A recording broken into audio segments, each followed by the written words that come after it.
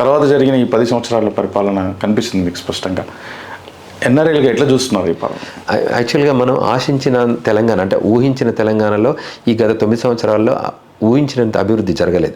తర్వాత డైరెక్షన్ కూడా మనల్ని ఇన్వాల్వ్ చేయలేదు. ఎందుకైతే సకల జనులు సబ్బండ వర్గాలు సామాజిక చింతనతో చేస్తుంది తెలంగాణ ఉద్యమం.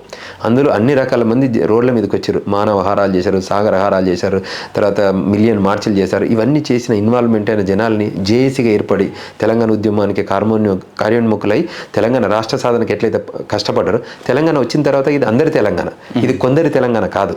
కొందరి తెలంగాణ లాగా వాళ్ళు నిర్మాణం చేసి ఇది నా వల్ల వచ్చింది, నేను చేస్తూ వచ్చిందన్న అభిప్రాయంతో రాష్ట్రం పరిపాలన జరిగింది. ఫస్ట్ 5 సంవత్సరాలు ఇది ఒక రకమైన ఆలోచన విధానం ఉండే, నెక్స్ట్ 5 years ఇంకో రకమైన ఆలోచన విధానం. అది ప్రజలు వెల్కమ్ చెప్పలేదు. ఆ వెల్కమ్ చెప్పలేనందువల్లనే వాళ్ళ ప్రభుత్వం మారాల్సి వచ్చింది. అదర్వైజ్ అది మంచిగా ఉండి అది ప్రజల ప్రభుత్వం లాగా తీర్చిదిద్దితే తప్పకుండా ఇది ఇష్యూ ఉండేది. ఇక్కడ ప్రజలు ఓకే, మీరు ఎలా చూస్తున్నారు? మేము చాలా అప్సెట్ అయ్యాం. It's totally upset. ఎందుకంటే మేము ఎక్స్పెక్ట్ చేసిన తెలంగాణలో ఎట్లయితే ఉద్యమంలో భాగస్వామ్యం అయ్యామో అభివృద్ధిలో కూడా మా భాగస్వామ్యం ఉండాలి కదా, మనల్ని కూడా ఇన్వాల్వ్ చేయాలి కదా. ఇప్పుడు ఆంధ్రప్రదేశ్లో కూడా రాష్ట్రం ఏర్పడ్డప్పుడు కూడా వాళ్ళ దాంట్లో కూడా ఎన్ఆర్ఐస్కి కొంచెం ప్రాతినిధ్యం ఇచ్చారు. ఇచ్చి మీరు కూడా రోల్ ప్లే చేయండి, ఇది మీ బాధ్యత. రాష్ట్రం నాదొక్కంది కాదు కదా, రాష్ట్రం అనేది ప్రజలందరిది. కొత్త రాష్ట్రం మళ్ళీ ఇంకెక్కువ మందిని ఇన్వాల్వ్ చేయాలి. ఇది ఒకరిద్దరిదే కాదు కదా, ఇంకెక్కువ మంది ఇన్వాల్వ్ అయితే ఎక్కువ అభివృద్ధి అవకాశాలు ఉంటాయి. ప్లస్ వాళ్ళ సలహాలు సూచనలు ఇన్పుట్లు ఇస్తారు. ఇప్పుడు మనం 1,00,000 కోట్ల నుంచి 2,30,000 వరకు కూడా తెలంగాణ బడ్జెట్ పెరుక్కుంటూ వెళ్ళింది ఈ 10 సంవత్సరాలలో. బట్ ఎక్కడ కూడా మాది ఇంటెలెక్చువల్ థింక్ ట్యాంక్ బాగుంటుంది.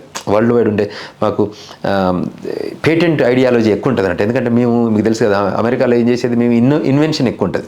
వేరే America always go for invention. ఇప్పుడు సిలికాన్ వ్యాలీ కానివ్వండి, లేకపోతే ఎక్కడైతే డెవలప్మెంటల్ ఆపర్చునిటీస్ కానీ ఇన్వెన్షన్ ఆపర్చునిటీ ఉన్నా మేము తీసుకొచ్చి ఇక్కడ ఆ నాలెడ్జ్ను ఆ కంటెంట్ ఆ దేశం ఉపయోగించుకున్నప్పుడు ఈ రాష్ట్రం ఎందుకు ఉపయోగించుకోవద్దు? ఇప్పుడు మనం అందరూ మన వాళ్ళు ఉన్నప్పుడు వాళ్ళు ఏం చేశారు, వాళ్ళ మేధో సంపత్తే కదా అక్కడికి పట్టుకపోయింది. మేము ఇక్కడ చదువుకొని మా మేధో సంపత్తి అక్కడ తీసుకెళ్ళి ఆ దేశాలు మన మేధో సంపత్తిని వెల్కమ్ చెప్తున్నప్పుడు అదే సేమ్ మేధో సంపత్తి ఈ రాష్ట్రం కూడా వెల్కమ్ చెప్పాలి కదా. అక్కడ చాలా గ్యాప్ వచ్చింది. అదే నేను చెప్తున్నాను, ఇది నాది నేను తెచ్చుకున్న రాష్ట్రం, నా వల్లనే ఇది జరిగింది అన్న ఆలోచన విధానం ఎన్ఆర్ఐలకు నచ్చలేదు. సో వాళ్ళని తీసుకొచ్చి కూడా ఎన్ఆర్ఐలను ఇలా భాగస్వామ్యం చేసుకొని, ఎన్ఆర్ఐలు ఏం ఆశించారు మీకు తెలుసు కదా, ఇక్కడ వాళ్ళ భాగస్వామ్యం ఉండాలి, వాళ్ళు చెప్పింది అంటే కాంట్రిబ్యూట్ చేయాలని. రాష్ట్రం రావాలని ఇట్లా కోరుకున్నాము, రాష్ట్ర అభివృద్ధిలో కూడా భాగస్వామ్యం ఉండాలని కోరుకుంటాం కదా.